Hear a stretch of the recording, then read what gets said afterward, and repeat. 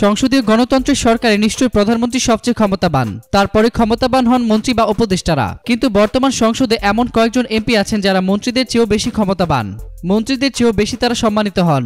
তারা কোথাও কোনো অনুরোধ করলে কেউ অপেক্ষা করতে পারেন না। এদের বলা হয় ক্ষমতাবান এমপি। এদের সরকারি কোনো পদপদবি নেই, তারা নিজেরাই এক একটা ব্র্যান্ড, এক একটা প্রতিষ্ঠান, যে কারণে অনেকেই মনে করেন তাদের গুরুত্ব মন্ত্রীদের চেয়েও বেশি।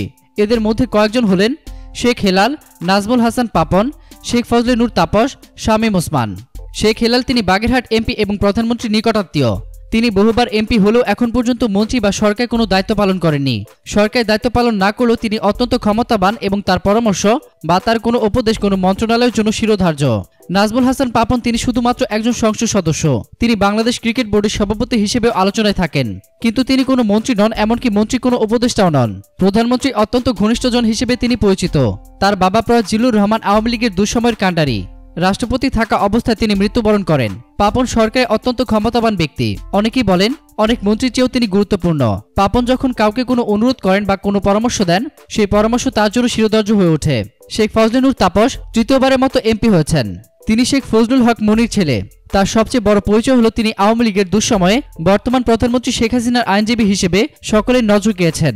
তিনি মূলত আইনজীবী পেশায় নিয়োজিত থাকলেও তাপস কোনো মতামত দিলে তা উপেক্ষা করা যে কারোর জন্য কঠিন হয়। শামীম ওসমান নারায়ণগঞ্জ থেকে এমপি নির্বাচিত হয়েছেন।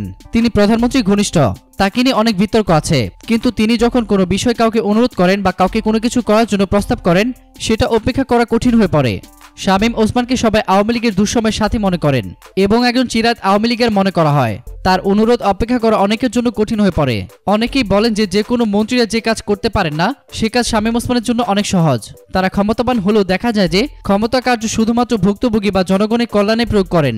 ভুক্তভোগী জনগণের পক্ষে তারা বিভিন্ন সময় সবসময় কথা বলেন এবং বিভিন্ন সমস্যার সমাধানে তারা তৎপর হন বলেও জানা যায়।